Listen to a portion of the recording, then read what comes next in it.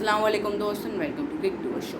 आज के इस शो में मैं आपको बताने जा रहा हूँ कि क्वालिफायर्स चल रहे हैं वर्ल्ड कप के। कल जो मैच हुआ था श्रीलंका वर्सेस आयरलैंड का हुआ था, और ये जो वर्ल्ड कप है वो जिम्बाब्वे में हो रहा है। और अच्छा जैसे कह सकते हैं, अगर हम कह सकते हैं वर्ल्ड कप हो रहा है क्योंकि जिम्बाब्वे भी बड़ा अच्छे से एक्सेल कर रहा है, क्योंकि लग रहा है मुझे कि जिम्बाब्वे और श्रीलंका बड़े स्ट्रॉन्ग कैंडिडेट नज़र आ रहे हैं वर्ल्ड कप में क्वालिफाई करने के लिए। क्योंकि श्रीलंका का अगर हम पोजीशन देखें अपने ग्रुप में सबसे टॉप पे हैं और 3.75 प्लस के रन रेट के साथ वो बैठे हुए आराम से टॉप पोजीशन पे। 3 मैचेस खेले अभी तक और तीनों के तीनों 100+ रन से जीते हैं, और एक मैच 2 तो 100+ रन से जीते और बाकी तीसरा मैच 10 विकेट से जीते हैं। मतलब इतना कॉम्प्रिहेंसिवली उन्होंने जीता है तीनों के तीनों मैच, बिल्कुल वन साइडेड हरा है। और आज जो तीसरा मैच था श्रीलंका का, वो भी उन्होंने आयरलैंड को बिल्कुल वन साइडेड मारा है। जैसे अगर हम कहें, पहले तो 326 का टारगेट दिया आयरलैंड को कि आए आप 326 रन का टारगेट चेस करें, और आयरलैंड की बैटिंग बिल्कुल जैसे कह सकते हैं लड़खड़ा गई, क्योंकि वनिंदु हसरंगा ने अपना स्पिन का मैजिक दिखाया, लेग स्पिन गूगली कराई।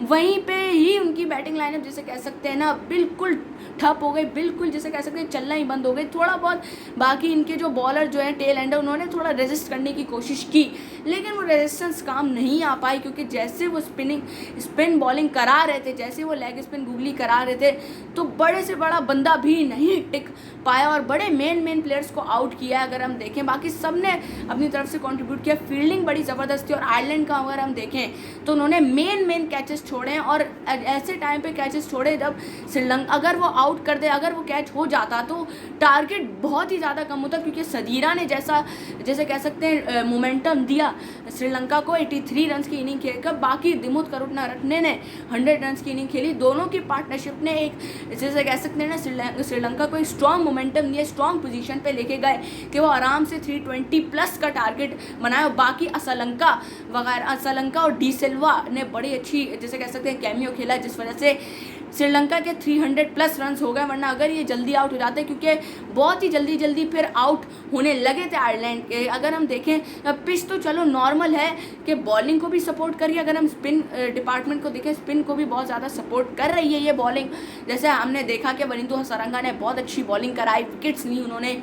तो अगर हम देखें आयरलैंड की, तो आयरलैंड की बैटिंग बॉलिंग दोनों बस नॉर्मल ही है, और जितना वो अपनी कैपेसिटी के हिसाब से, जितना उनके पास टैलेंट था, जितना उनके पास था उसके हिसाब से उन्होंने खेला, लेकिन कोई कंपेटिटिव क्रिकेट देखने को ही नहीं मिली। सिर्फ और सिर्फ अगर हम थोड़ा बहुत देखें तो बॉलिंग में थोड़ा बहुत रेजिस्ट किया इन्होंने, बाकी बिल्कुल भी एफर्ट नज़र नहीं आई आयरलैंड की तरफ से। और आयरलैंड तो खैर बाहर हो चुका है, एलिमिनेट हो चुका है क्वालिफायर से। अब उनकी जैसे कह सकते हैं ना उम्मीदें, आखिरी उम्मीदें, सारी की सारी उम्मीदें ख़त्म हो चुकी हैं मेन वर्ल्ड कप में क्वालिफाई करने की। और श्रीलंका का तो 99.99% चांस है, समझे 100% चांस है श्रीलंका के वो क्वालिफाई कर गए, क्योंकि 1-1 का रन रेट सबसे अच्छा है।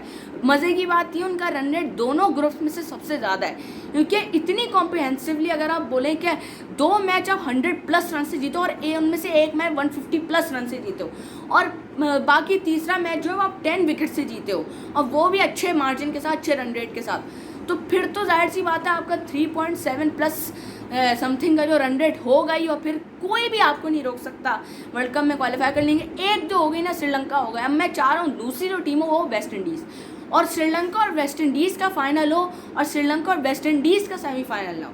वरना दोनों में से जो हारेगी वो बाहर, और जो जीतेगी वो जाएगी फाइनल में। और जो भी फाइनल में जो 2 टीमें खेलेंगी वो दोनों मेन वर्ल्ड कप में क्वालिफाई करेंगी और इंडिया रवाना होंगी। वरना तो फिर जिम्बाब्वे से सीधा अपने होम कंट्री जाएंगी सारी की सारी टीमें जो क्वालिफाई नहीं करेंगी। और जिम्बाब्वे भी बड़ी अच्छी, क्योंकि अगर हम देखें तो अगर हम देखें क्योंकि जिम्बाब्वे भी अपने ग्रुप में टॉप कर रही है और दूसरे ग्रुप में श्रीलंका टॉप कर रही है, और ज़्यादातर चांस यही है कि जिम्बाब्वे और श्रीलंका ही ये दोनों टीम्स का फाइनल हो, ये दोनों टीम्स ही क्वालिफाई करें। मे भी इन दोनों का सेमीफाइनल हो जाए, अभी सुपर 6 में ये पता चलेगा सब। अभी तो खैर ये ऐसा हो रहा है कि टॉप 3 का अगर हम देखें, हर ग्रुप में से टॉप 3 जो क्वालिफाई करेंगे वो आगे जाएंगे। देखते हैं कौन क्वालिफाई करता है।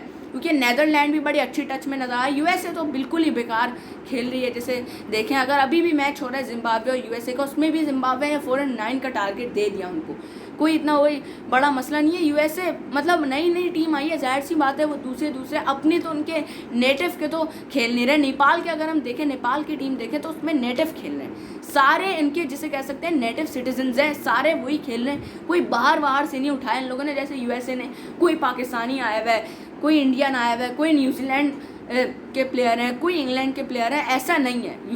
यूएसए नेपाल का देखें तो पूरी ज़्यादातर उनके जो है ना, ज़्यादातर बोल रहा हूँ सारे नहीं, ज़्यादातर उनके जो है ना वो नेपाल के ही है, नेपाल में पैदा हुए, नेपाल की ही टीम से वो लोग खेलते हैं। खैर श्रीलंका ने बिल्कुल स्मोक करके रख दिया आयरलैंड को।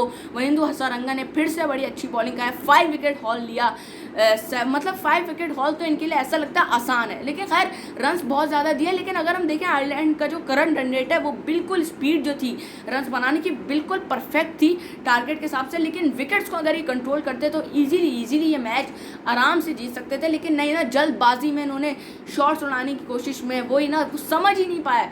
गुगली और लेग स्पिन वहिंदु हसारंगा की वो समझ ही नहीं पाए, जिस वजह से वो लड़खड़ा गए उनकी पूरी बैटिंग लाइनअप। और ऐसे श्रीलंका पूरे के पूरे जैसे अगर हम देखें 130+ रन से जीता, और इतना ऐसा जीतना कोई बच्चों का खेल नहीं है, 133 रन से जीतना, क्योंकि 325 रन का टारगेट दिया था उन्होंने, 192 रन पे आयरलैंड जो है वो आउट हो गई थी, पूरी की पूरी टीम ऑल आउट हो गई थी। और अगर हम देखें आयरलैंड हो गई, यूएसए हो गई, बाकी जैसी टीम्स हैं वो चेस कर ही नहीं पाती, 100+ रन से ऐसी टीम्स हार रही हैं। तो थोड़ा बहुत इंप्रूव करना होगा, और जाहिर सी बात है ऐसी टीम्स तब क्वालिफाई कर ही नहीं सकती। और वेस्ट इंडीज़ का चांस है अलबत्ता, क्योंकि उन्होंने 3 मैचेस खेले, 2 मैचेस जीता है वेस्ट इंडीज़ और 1 हारा है। वेस्ट इंडीज़ का चांस है, अभी वेस्ट इंडीज़ अलाइव है, और मैं चाह रहा हूँ कि वेस्ट इंडीज़ और श्रीलंका ही मेन वर्ल्ड कप में क्वालिफाई करें, क्योंकि कंपेटिटिव क्रिकेट बहुत देखने को मिला। अगर कोई जिम्बाब्वे आ गई या बाकी ऐसी कोई नेदरलैंड वगैरह आ गए तो फिर मज़ा ही ख़राब हो जाता है, 9 के 9 मैचेस ख़राब हो जाते हैं, क्योंकि 8 टीम्स पहले से क्वालिफाई, बाकी 2 टीम्स आएंगी, टोटल 10 टीम्स खेलेंगी मेन वर्ल्ड कप में। ये थी आज की वीडियो, लाइक करें, चैनल को सब्सक्राइब करें फ्रेंड्स, और क्रिकेट जगह और सब्सक्राइब बराबर बेल आइकन जरूर प्रेस करते हैं। अल्लाह हाफिज़।